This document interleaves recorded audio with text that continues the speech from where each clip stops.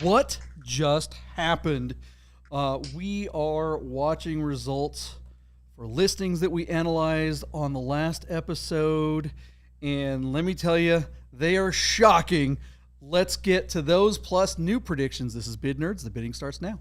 Bid Nerds is your YouTube card game show.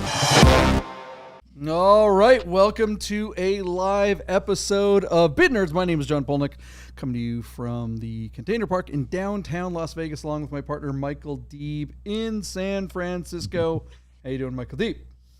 Excellent, JP. So happy to be back in front of the camera and talking to the nerd herd, especially in the afterglow of a fabulous weekend out in Las Vegas for AutoFest. We're all home and settled in, and now it's back to work. Here we go. Here we go, indeed. We didn't have the last episode, so the some of the listings that we were looking at almost a week ago now. It's crazy to see everything that's happened in just a short amount of time. The big question tonight is what just happened. It seems to me like a sea change to me. I don't know about you, D, but some of these results really make you go, ooh, we better look a little more closely at what the hell's happening. I think it's going to make it a lot harder for us to make predictions in the future too. But before we get to predictions, let's go ahead and get to the first car on the list from the last episode. What was that? All right, JP. So a week ago tonight, we did a show, and our poster car was one of the stunning 2022 Lamborghini Countach LPI 804s. This, and it seemed to be backed up in the chats, JP, might have been one of the first of the new generation of Countaches to come to sort of a public exchange. In this case, bring a trailer as a premium listing, listed out of Austin, Texas, and our car, one of just 112 examples planned to be built, has just 85 miles. JP, we've seen a couple of these cars at some of the famous car shows around the world in bright red and white and a few other things. But this one was an incredible color called Oro Ilios paint with a Nero Ade leather upholstery. A stunning car, polarizing to say the least, but stunning. Whether you like it or you don't like it, this is a car that would get you to at least stop walking for 1 second and take it in. We had Buddha on the show, and Buddha did not hide his feelings of disdain for this particular car.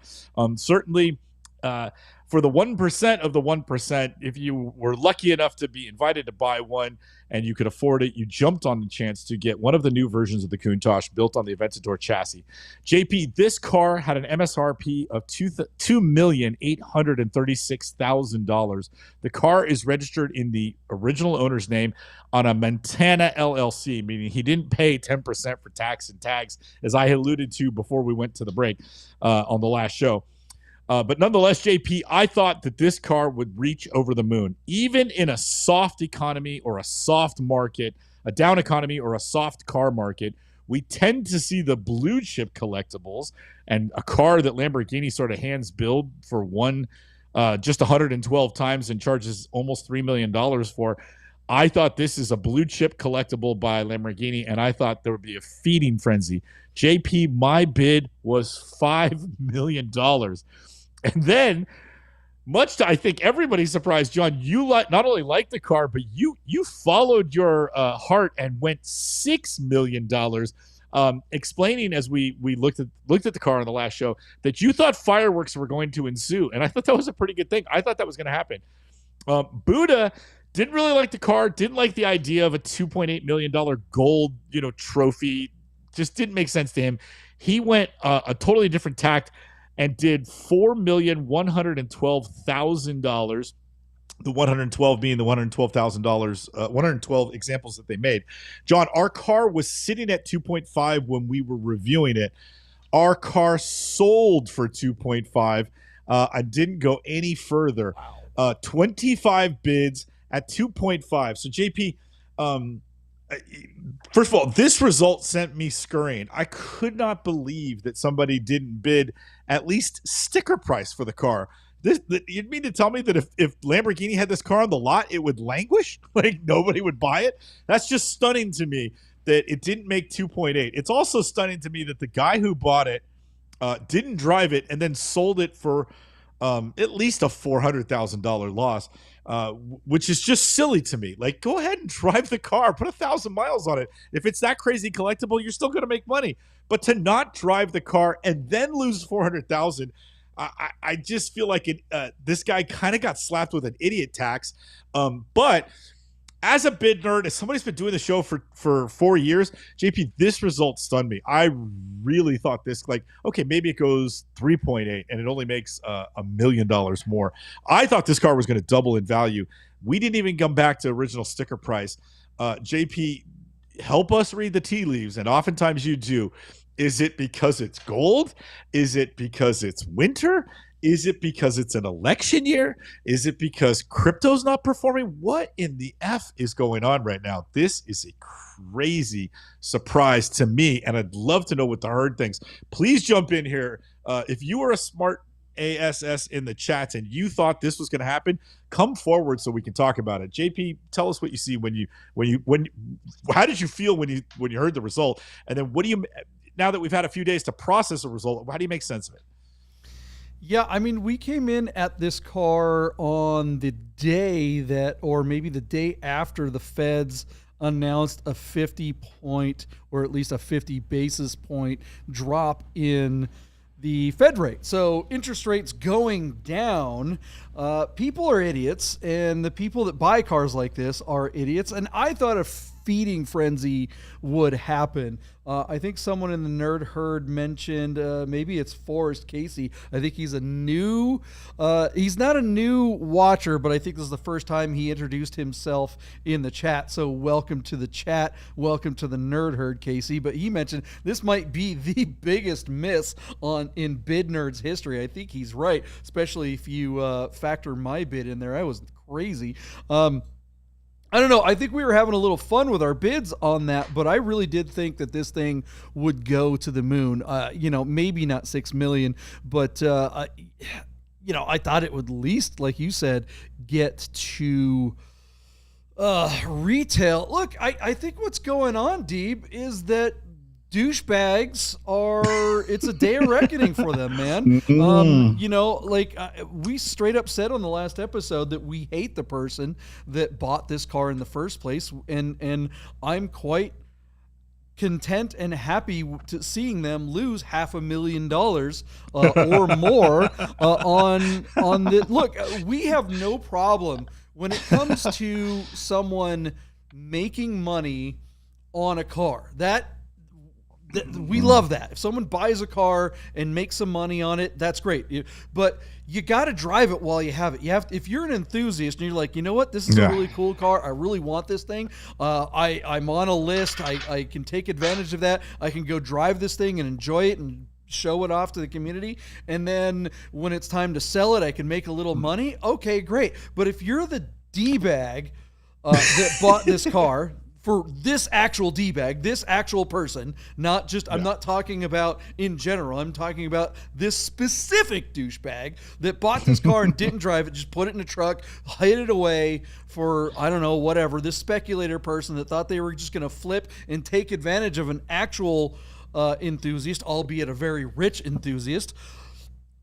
I'm glad you got screwed, and I think D-bags out there are a lot of them. I think this at least D-bag was a smart one. Realized, okay, I better get off this thing, or I might wind up losing even more money. But there are like whole car dealerships run by complete total douchebags that have tons of cars like this in their dealership floor. And, they're the kind of douchebags that treat everyone that works for them like an asshole. They're the kind of douchebag that treats all their colleagues and their friends and everyone around them like complete a-holes. And you know what? I bet they're sweating bullets. I bet the D-bags that have car dealerships that sell nothing but this kind of stuff and are just basically this person, the kind of car dealership owner that never actually drives the car, never actually enjoys it, but just has them to show off and flex and be that guy, and is upset if some other maybe dealership is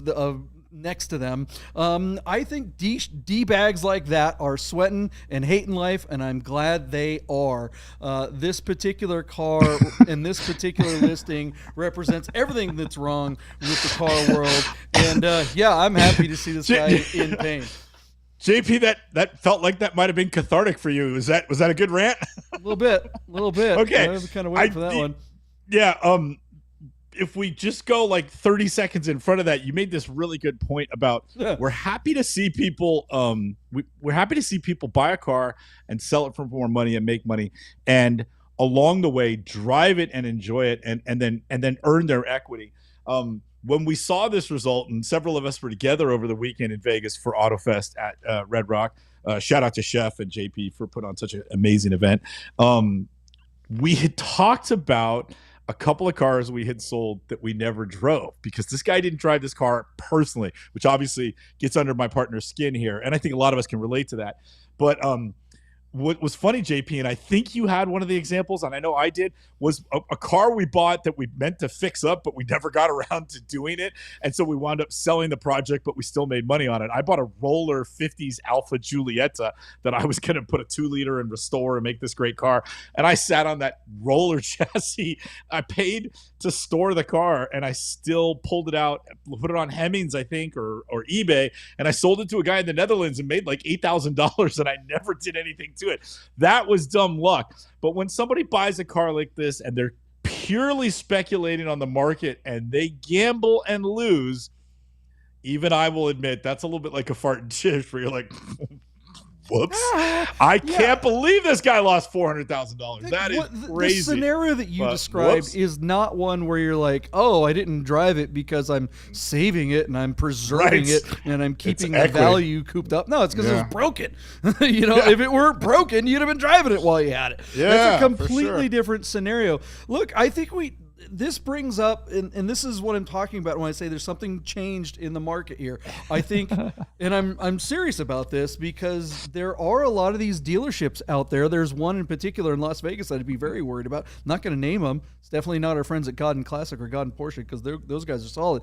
But look, I will name CMC. That was a dealership that used to be in LA. I think there are a lot of potential CMCs out there. So if you are one of these people, and I think there's a lot of people that have really expensive exotic cars, and that is the sector that we're seeing the worst hit. We're going to talk about some of the other listings from the last episode here in just a minute, where there are other sectors of cars or verticals that aren't getting hit nearly as bad as these douchebag exotics, especially douchebag exotics that aren't driven. CMC was one of these dealerships that specialized in exotic stuff like this, very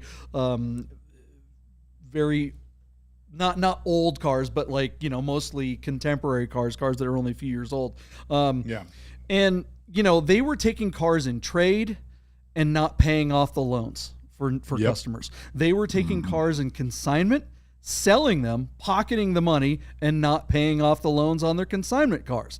And buyers of those, or the people that consign their cars, were knocking on the door going, "Where's my money? Where's their money?" We know someone personally, very tight in our group, that almost got burned by that. And we know that he was probably the last person to get his money back. Luckily, when he traded in his G-Wagon on a different G-Wagon, luckily for him, he's the kind of guy that has, money going in and out, and he had automatic payments on the loan that wasn't paid off by CMC.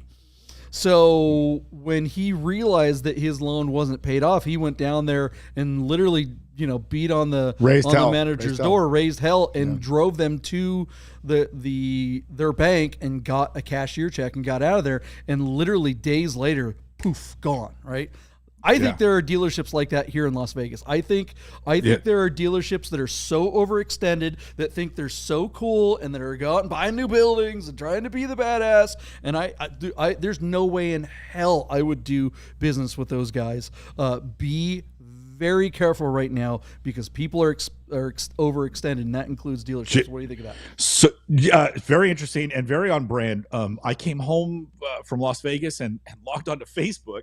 And Justin Jurgens from British Sports Cars in the middle of Central California, had tagged me in a post on Facebook.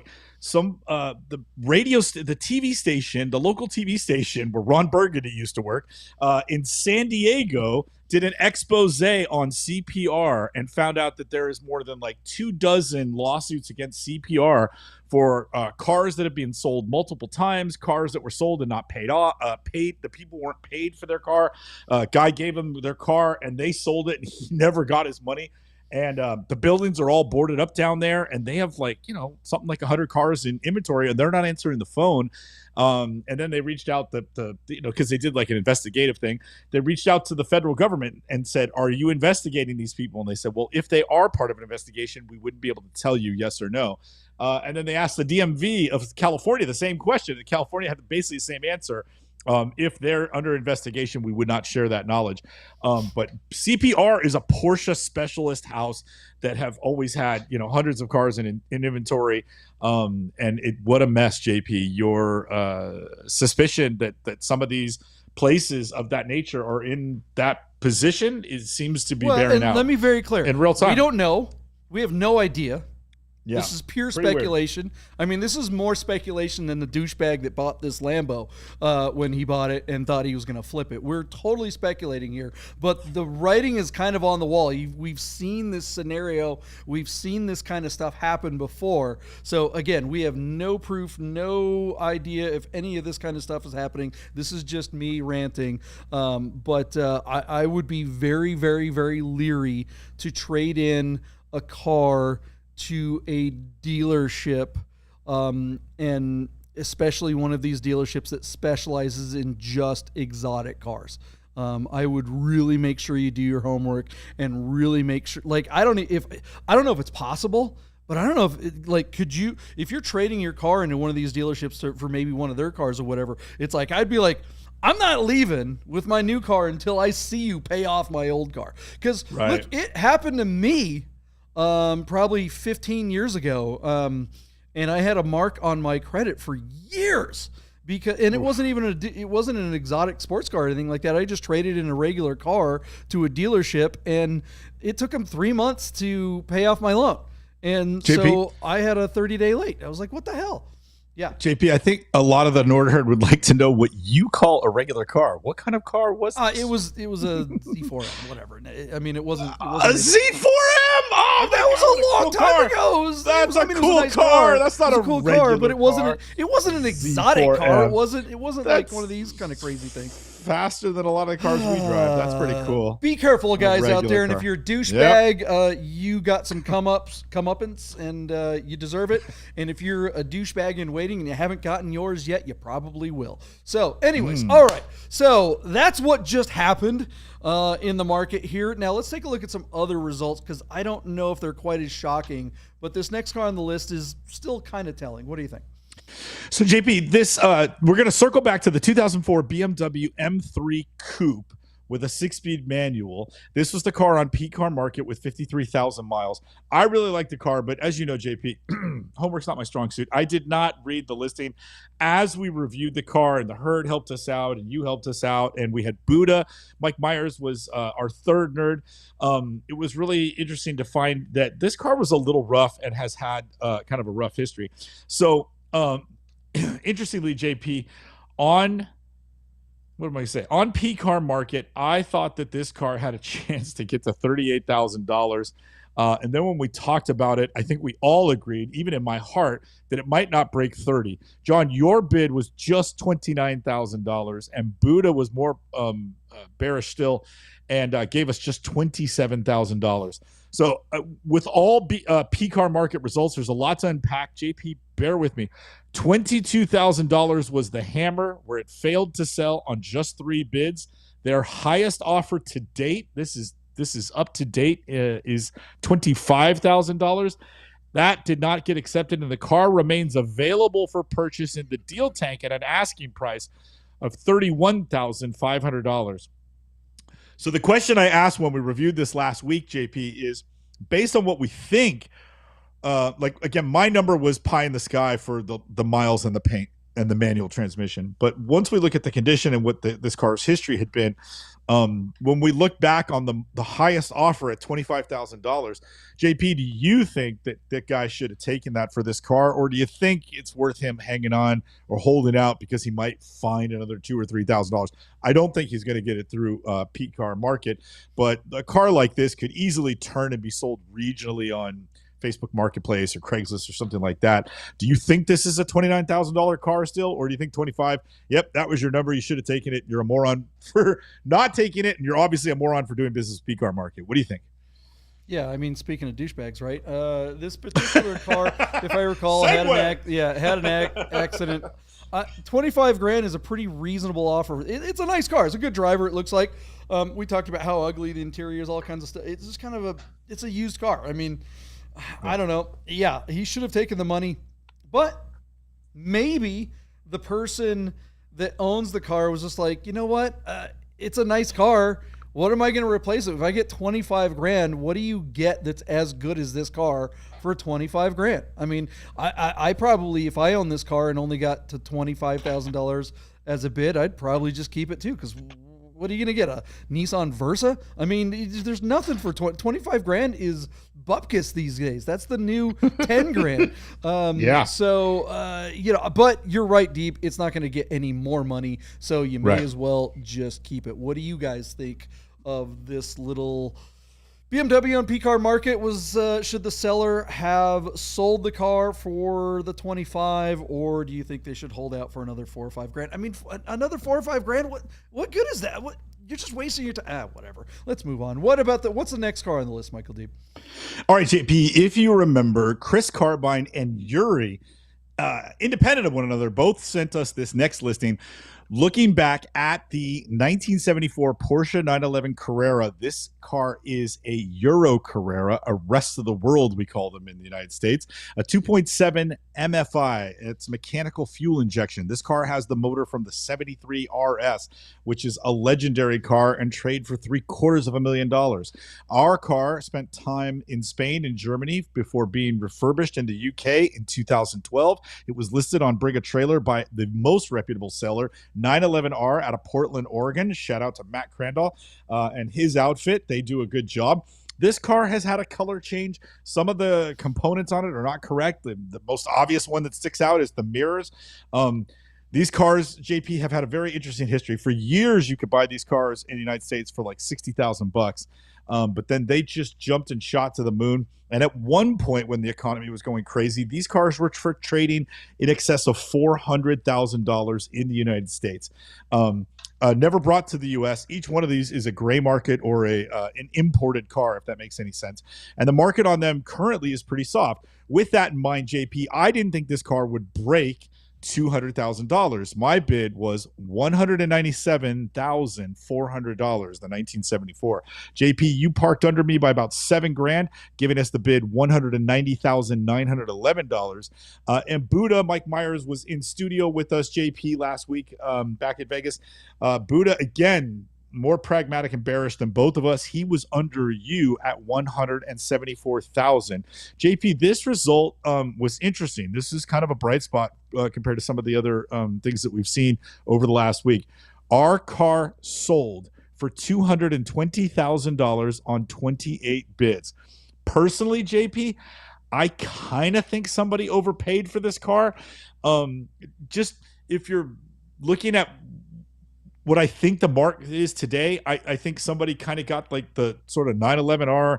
They do a great job of bringing the cars to market, making them look sexy, and that's their job. So I'm not taking anything away from them, but I feel like somebody sort of reached for this one and paid $220. I don't know that I think this car is $220.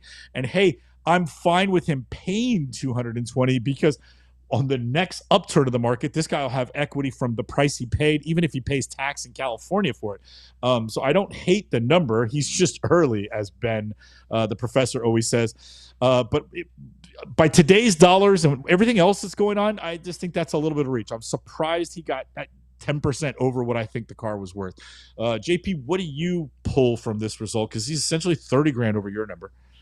Yeah, I think this kind of goes along with what we were talking about as far as douchebags before. I don't think that the seller is awesome. 911R has a great reputation. They are decidedly not douchebags. And I think that the market right now is looking for clean, honest cars sold by honest sellers. And this car may not be totally original, but like you said, if it were, it'd be worth a heck of a lot more money. So if you want into this level of cool, collectible, non-douchebaggy car, but you don't want to pay $300,000 for it, I think this is a good start. You're in here. I think whoever bought this is probably going to own it and drive it and keep it around, and is probably banking on the fact that at some point the market will come back, and at some point it'll make sense to kind of fix maybe some of the things that held this car back. I think it's going to be a long time before this car or these cars are worth so much that it would make sense to do a full restoration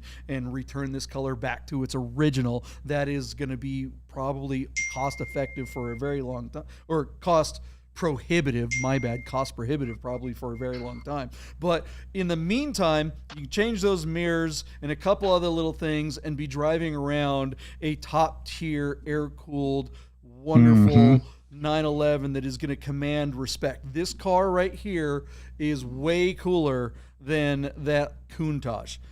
Yes. And way more Agreed. people are going to be like, yeah, you know what? This guy is probably not a D-bag when you drive into Cars and Coffee, or when you pass this guy on a canyon in a mountain road. You like when you're driving fast and you're having a good time, and you got that smile on your face, and you see the guy doing the same thing the other way. It really doesn't matter what he's driving. As long as your guys are both driving on that road and having a good time, that's the good thing, right? You just never see that with the guy in the brand new Countach, because those go straight to the garage, and that's why those people are douchebags. I'm happy to see this result. I think this represents consolidation in the market. People going, all right, it's time to get smart. If we're going to spend money, it's got to be on something with an upside sooner rather than later. That Countach that we talked about before, it's going to be a very long time before that thing's ever worth anything again, if ever. What do you guys think of the results of this beautiful little 74 911 MFI? Did I just say that right? Yeah,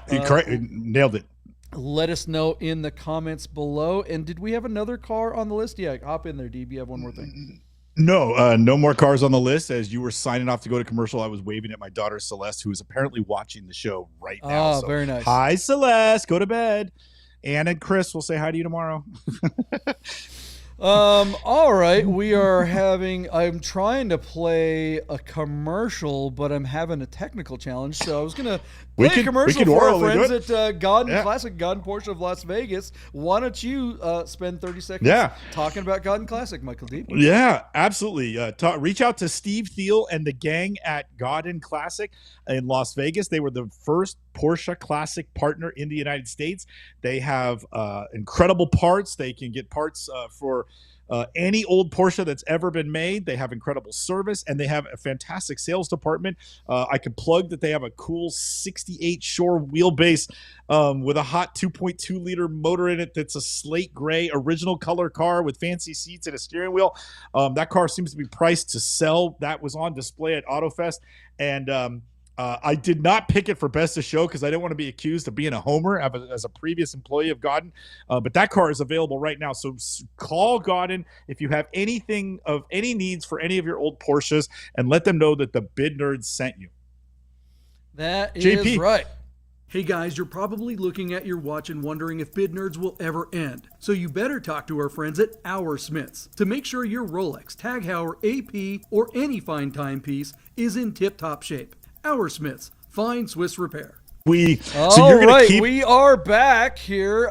Thanks for hanging out, guys. I don't have my Our Smiths watch. I meant to wear it, but I didn't go back home before we got the show started tonight.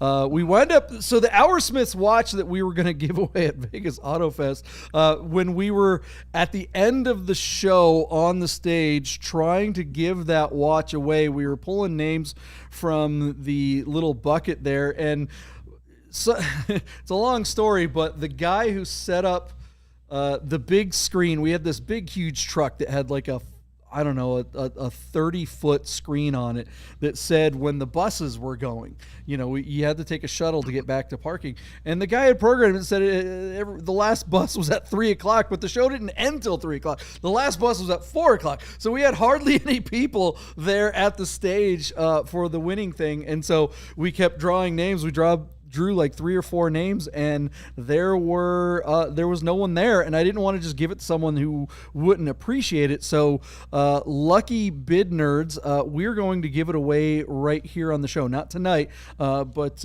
we will discuss a time and way for one of the lucky nerd herds members out there to win the Our Smiths watch. It is a beautiful watch. We will show it to you. We'll get some pictures of it on the next episode, and we will come up with some kind of cool promotion. Maybe it's a new Yahtzee contest. Maybe it's I don't know. We'll figure it out. What do you guys think? How should we determine who gets the Our Smiths watch? This thing is probably worth $5,000, guys. I mean, it is really, really nice. Maybe more. But I'm going to wear it on the next episode. I'll continue to wear it until we wind up giving it away on the show at some point. All right. Anyways, let's. So the big question tonight is what just happened in the market. We saw crazy results from the last episode on the listings that we analyzed. That amazing Countach, brand new Lamborghini it did sell, but for just $2.5 million. That's way under list.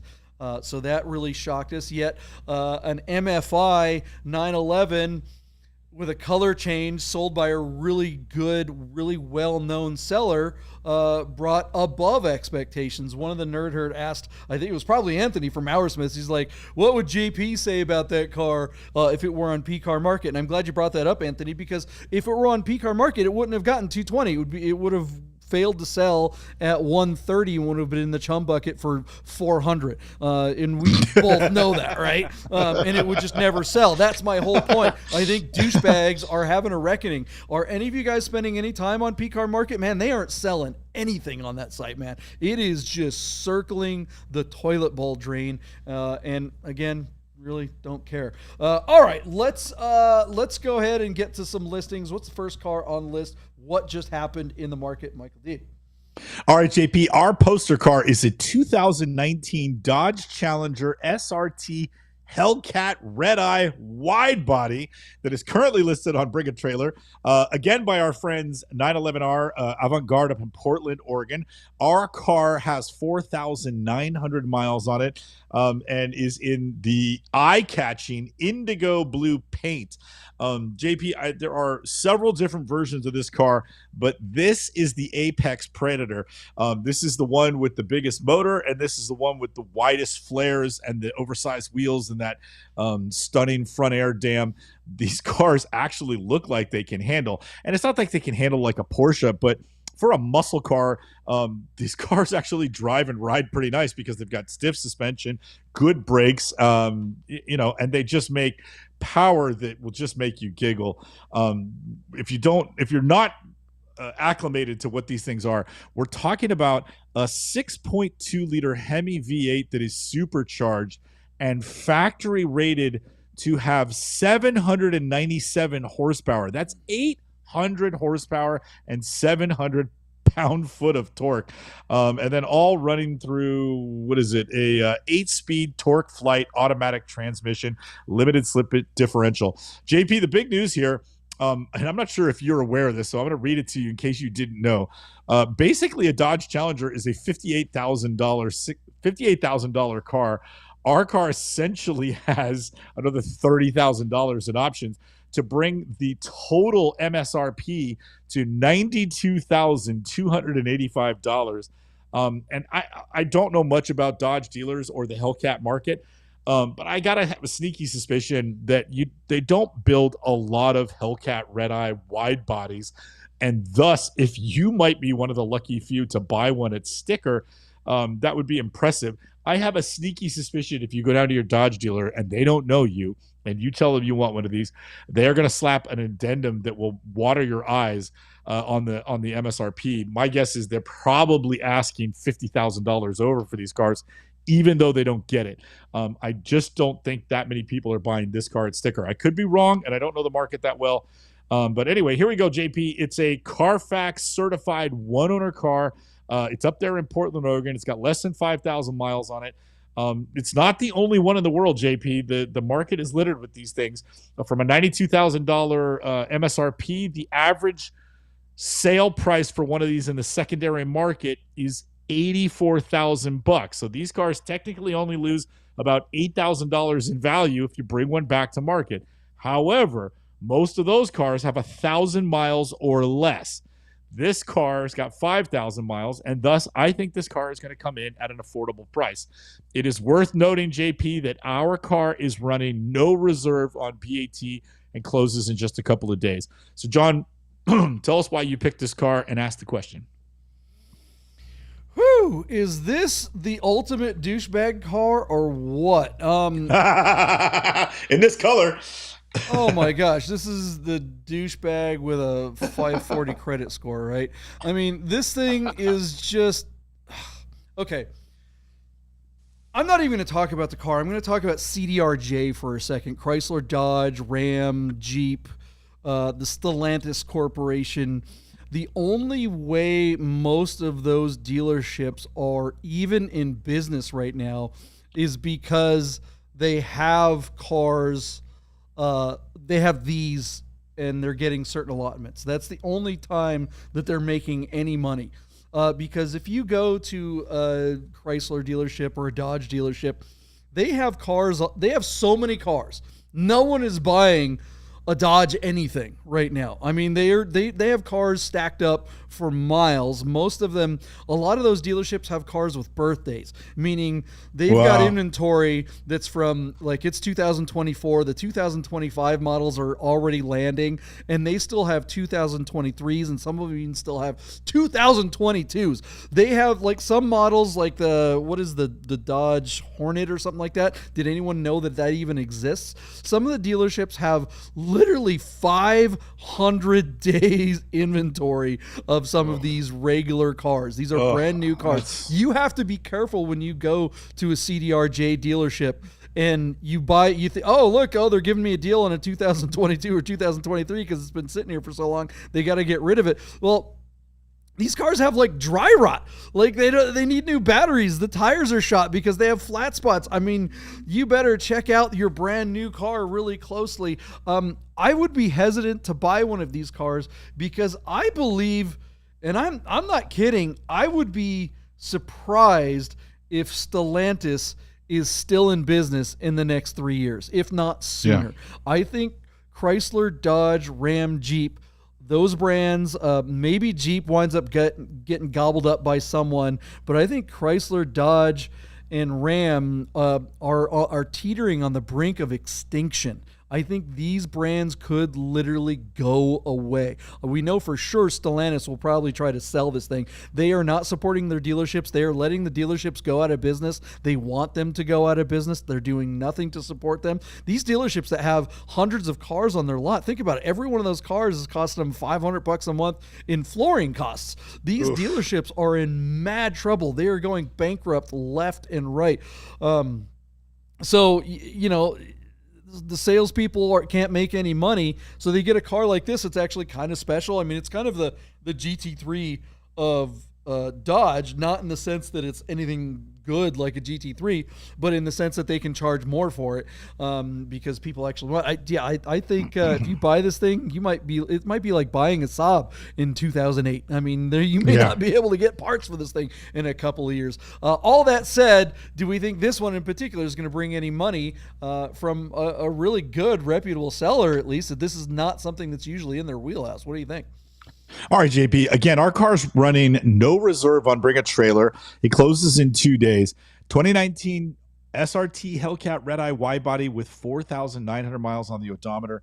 John, the average selling price for these cars is about $84,000. I think this car is going to struggle to make 80 because of the miles. And let's face it, the market is pretty soft. So I'm going to give you a bid of $78,000. And I should tell you, sorry, John, I get ahead of myself. Our car is currently sitting at $56,000, and that comes by way of just 5 bids. Not a lot of action, but there's a few days to go.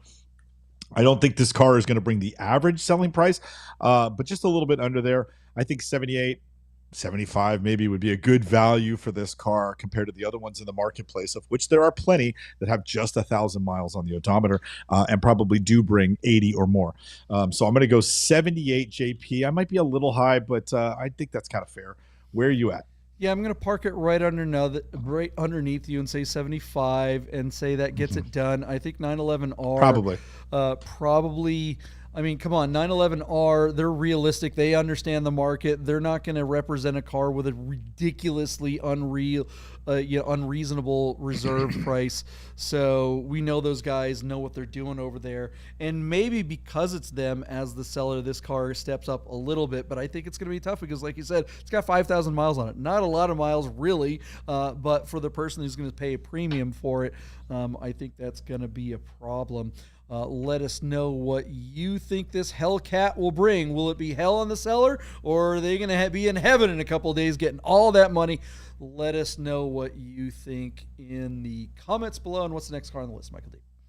All right, JP. Our member of the Bid Nerds, the Nerd Herd, named Gary, sent us this next listing, which is on Bring a Trailer. It is, JP, and God does have a sense of humor, John. It is a 1986 Porsche 944 Turbo. What's so funny, you say, Deeb? Our car has an LT1 V8 under the hood of this bad boy, and this car's got some mesh wheels and some tacked on. I mean, JP, do those fender flares not look like they were grafted by the same guy who did the GT2s of the 993 era? Those almost look Porsche correct if you park this next to a 993 GT2. Which is basically a $2 million car. I don't think the guy who owns the GT2 would let you park next to him. But John, it seems like a lot of effort and work have gone into this thing. Not only the drivetrain, and let's face it, these are front engine cars with the gearbox in the back. These cars seem like they'd be perfect donor cars for this kind of swap. But this car looks like it's been thoroughly gone through. There's roll bars and racing seats and an aftermarket steering wheel and a big adjustable wing and a big single exhaust outlet on the side. Car's got brakes and plaid interior and Sharkworks, and the list goes on and on and on. I don't want to drone on about the Coney dampers and all the stuff on this car, other than to say somebody didn't just take a 944 and throw a motor in it. Somebody built a monster that to me looks like it's something that's either going to control the street or control the track, and look kind of bodacious in the process. Strut tower braces and pedals and carbon fiber trim everywhere. So JP, you doing the show with you kind of educated me that a lot of these resto mods of the domestic market and occasionally the European market, if you really want to do something where you're chopping up the original car to make your fantasy Frankenstein car, your best entry point is to get your cheapest donor car. Well, the cheapest donor cars in the market are on branded titles.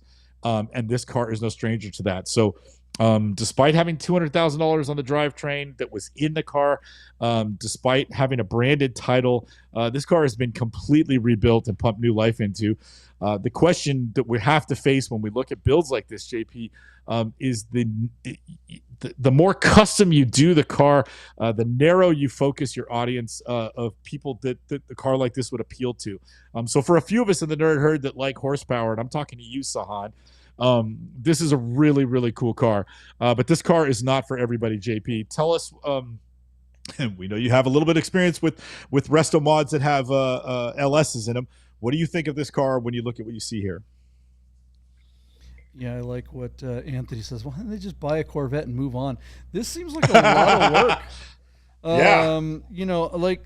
These are not cheap parts, and you can spend gobs and gobs and gobs of money, but at the end of the day, you still just have a 944. And I know it was a 944 turbo, so a 951, but that's only worth something if that's what it still is. Now it's just a body that's holding a Corvette powertrain, and I bet it's fun. I just don't know who this is for. Look, if you want something like this is the best way to get it, though. This is the do not ever pull the thread on the sweater. when it comes to a project like Right? this one, right? Yeah, You're like, yeah, oh, smart. I've got a 944 turbo that I blew the engine. I know what I'm going to do. I'm going to put a, LS swap and start putting fenders and all this. Like, you're going to spend so much time and so much money and so much effort. And at the end of the day, you're going to wind up, okay, I've had my fun with this car, and you're going to put it on something like Bring a Trailer, and no one's going to appreciate it like you did. This is neat. And I think people are going to be going, yeah, I guess if I was going to do that, this is the way to do it, but I'm not going to pay for it. Or maybe someone will. I don't know. What do you think this thing's going to bring, Deeb? All right, JP, our car is currently sitting at just $25,000 by way of 12 bids. So there is a little bit of action on the car. It closes tomorrow, JP. I don't know about you, John. I came home from Vegas and found that all the leaves on all the trees in my backyard had fallen. Like I left for Vegas in the summer and I came home in the fall. I think it's worth noting that this car is in Sugarloaf, Pennsylvania. I don't know what the rest of the country looks, but like this is the last moment to get this car out of here before the price of shipping goes up by $1,000 a trip. John, it closes tomorrow. It's at 25. I don't think there's going to be a lot of money in this car. I'm going to give you a very bearish bid of $31,951. I just don't think somebody's going to pay big money for this car. Where are you at on it? I'll definitely be paying close attention because, I own a slant nose LS3 swap. And, looking at this car, the 18-inch wheels just drive me nuts. Mine has 18-inch wheels. That's the way I got it. So I think it would just look so much better if it had 16s. Or 17s at the biggest, even though it's got those big fender flares. I think a better sidewall, and but it's hard to find tires like that. But I don't know. I'm rambling about wheels and tires. What will this car bring? Your number was 31.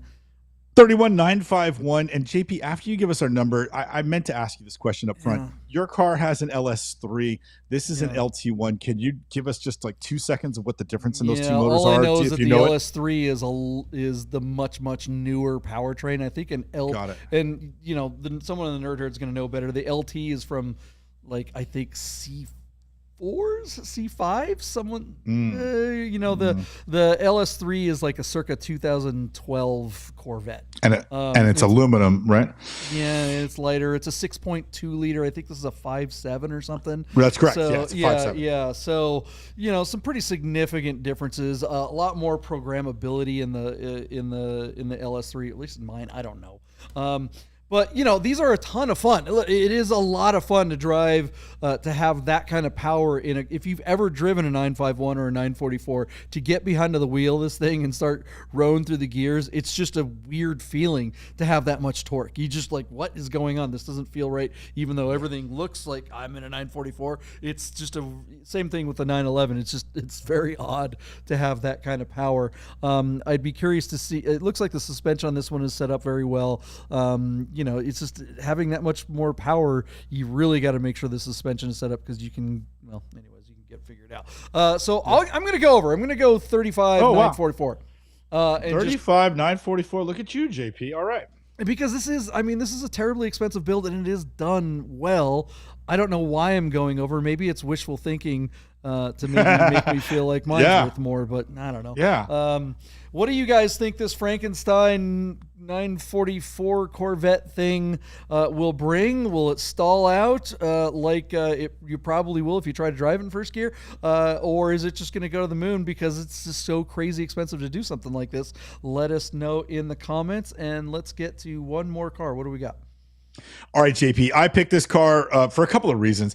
One, I'm a huge fan of turbo looks, as you know, but also JP made an incredible film for Gaudin Porsche as they entered a Carrera Targa turbo look in the Classic Challenge this summer, and it was an award-winning car.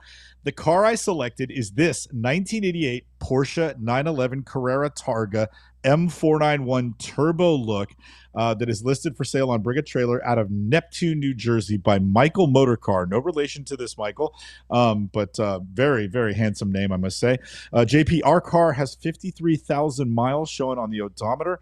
and it previously sold on Bring a Trailer back in August of 22 for just $92,500 with the same mileage on it. So it looks like the car was not really driven much at all.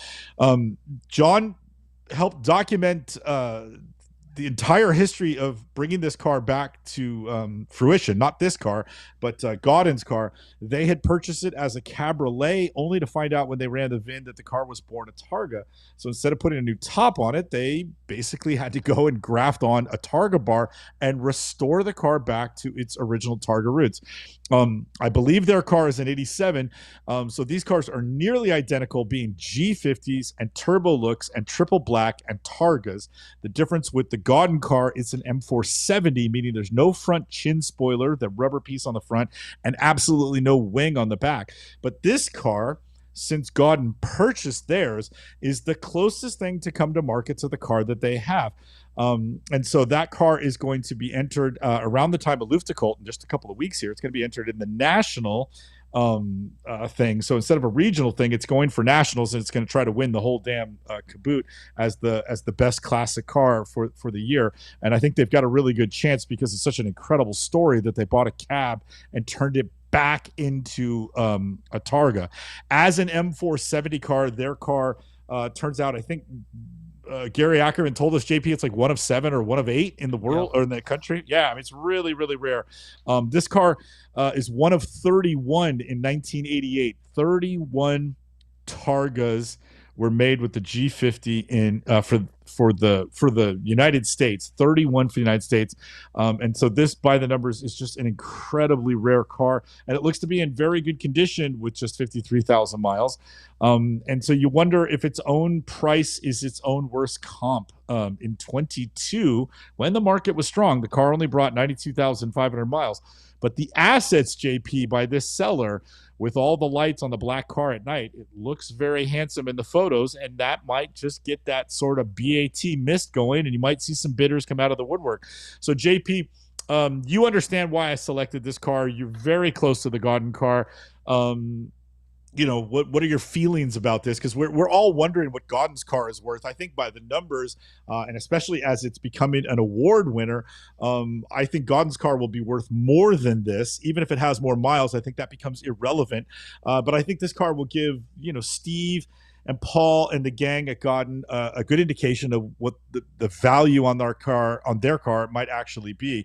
What do you think, JP? Yeah, this car, just real quick, the Gaudin car is an 86, so not a G50 car. Oh, my bad. Yeah, no, that's okay. I mean, it's so hard to tell, right? But I will say that I've always loved Targas, but being around Gaudins has really just made me re-fall in love with a black-on-black Targa. That is just the configuration that I would want it. And the 470, not having a wing on the car just looks so good. My first 911 was a black 88 Targa. Mm-hmm. It wasn't a wide body or anything like that. But the driving experience, it's the best of both worlds. Being a guy who likes to go topless, but also likes having a coupe, this is just the way to go. The Gaudin car, yes, 1 of 7 86 Targas with a wide body kit and the wing delete, like you said, Deeb. Yeah, that car. So you had mentioned that this particular one just a couple years ago sold for 92,000. If you look more closely in the ad, I believe that this car came in from Sweden or somewhere in Europe. So typically when we see cars listed on BAT that are not in America, they very rarely do as well as the cars that are here locally. So I think that's probably why the car only brought $90-something thousand, because the buyer had to incur some serious costs in getting it across the pond, a lot more risk buying a car from overseas, just a lot going on. That makes this an ROW car versus maybe an American one like the Gaudin one that is not an ROW car. So American cars are going to be, or at least domestic 911s are going to be worth more ultimately when it comes time to sell them. So all that said, what will this one bring? What do you think, Deep? All right, JP, you are correct. I had missed that, and which explains why we didn't cover it. When I'm looking for cars for us to select, oftentimes we see really cool cars, but if they're overseas, they're sometimes not worth our review because they don't give us a good indication of what the car is worth in the States, and that's what's relevant to us most of the time. And that's not to dismiss any of our Roch church houses and all the guys that are overseas paying attention to us. Oftentimes the values are the same, but nobody in America is going to pay big money for a car they still have to ship and import. Tariffs and boats cost money. So this car came in from Sandalford, Norway, and at that time somebody paid $92,500. When you consider that that's the price they paid, and obviously it brought it stateside, that's an impressive number as it stands on its own, because they would have incurred in excess of maybe another $10,000 to $15,000 to import it. And as we know, this car is sitting on a clean New Jersey title today, as it's relisted with very similar miles and obviously very cleaned up. So JP, we're currently at 93,000, and it closes in 3 days as an alumni listing and running no reserve. It'll be very interesting to see how this car fares.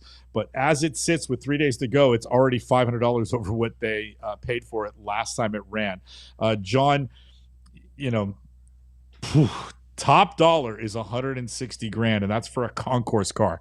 This is not a concourse car. It doesn't look like it, nor should it. It's not a 3,500 mile car. It's a 53,000 mile car, and it looks like a very well kept and very well cleaned up 53,000 mile example. But that's not Concours, so it shouldn't bring 160. But then where do you go find another G50 triple black low mileage M491 Targa? It's not like you're like, well, I'll just wait for a cheap one to come around. They just don't. I initially put $149,000, JP, but I think this car has a chance to break 150. So I'm going to go $153,000 as my new bid. I'm going to put basically $4,000 on my original. I'm going to send it back over to you, JP. $153,000. I don't think it goes to 160, but I wouldn't be surprised if it did. But I actually, despite all of the stuff that we talked about, the market and the douche canoes and all the other stuff that we rambled on about, I think this car escapes all of that, hoopla, and I do think this car is going to be a bright spot in a down market, and is going to bring all the money. So I'm going to say 153, and then after that, JP, I'm going to say the Gaudin car is worth more, even though it doesn't have the G50. I just still think it is. Provenance and Stories sell cars, and as cool as this car is coming in from Norway, it's not as cool as Gaudin's car, and I think that one's worth more money. So JP, 153 on this beautiful example. You gonna dare to go over me? Come on, where you at? Yeah, it's tough. Kevin's saying this is not a G50. Yeah, this is a G50, Kevin, isn't it? I mean, it's an 88. Yes, it is. So the Gaudin car is not a G50. So this is a G50, unless you're reading something that it was swapped to a 915 or something else. This should be a G50 car. Yeah. You're right, Deeb. The other thing too about the Gaudin car is that engine was just completely refreshed. I mean, every last detail in that car. I mean, you're basically buying a brand spanking new car, even though it's got more miles than this one. If you wind up buying the Gaudin car, which I don't think is even for sale anyway. So that car I'm pretty sure is already spoken for. That way more provenance. This car I love because it is driver class. It's beautiful. Also the 86 that Gaudin has sport seats. This one does not. Boy, those sport seats could make a big difference. Those are $5,000. They do make a difference alone. So this particular car, I love everything about it. The great thing about this car is you can buy it and take that wing off and just store it and just put a regular wing on it, and it's going to look way better. And with the G50 transmission, even though this car isn't worth as much as the Gaudin one and isn't as nice as the Gaudin one, it's probably going to drive a little better because it is a G50. And you're not going to feel bad driving this thing around because it's not that rare, but it sure looks great. And a lot of times we see, I wonder if it affects the value. You see a lot of fake ones of these. Most of the time when you see a wide body, 911 Targa, it's one that's been, that had fenders added to it at some point, which I don't have a problem with particularly. I think that's a much less expensive way to get into the look. But this car, you're going to retain that not reliability, but originality, which will retain your investment probably better. So I'm going to park it underneath it. I'm not going to go over you. I'm going to go 145, 911, and hope you're right though. But I think even 145, 911, it's higher than most of the folks in the nerd herds. Everyone's like in the 120s or 130s. Yeah, that's fine. So, yeah, but I think that, like we said earlier, this is not a douche car. This is a car for someone that, like, if you're buying this, you know what it is. You know that it's kind of special, not super special. You have enough money to, get into something like this, but you're not one of those crypto bros who's like, I want the latest flashy thing. So I think this is for someone, a true enthusiast, to buy this car. I think we saw this particular seller sell an RX-7, like a first-gen RX-7 a while back when we did one of those. Yeah, the seller seems to bring exceptional examples of cars to market. If I'm ever in New Jersey, I would definitely go visit Michael Motors just to see that place in person. It looks like you could eat off the floor. My dad would be proud. Not a lot of reasons to go to New Jersey, but maybe go hang out with these guys. I was born in New Jersey, by the way. Don't ask me anything about Jersey because I spent zero time there. Bricktown, I guess. Or no, I don't know. Some man. Yeah, I don't know where the hell it was. Allentown. East Brunswick, I think. I don't know. All our New Jersey fans are like, whoa, you can see why I'm always so salty and such an a-holes, because I am from the same place that the PCAR Market guys are from, apparently. So, yeah, it's in the DNA. All right, guys, what do you think this beautiful Targa 911 will bring? Let us know in the comments below. And that is a show. We will see you guys Sunday night live at 6:30. See you then. All done.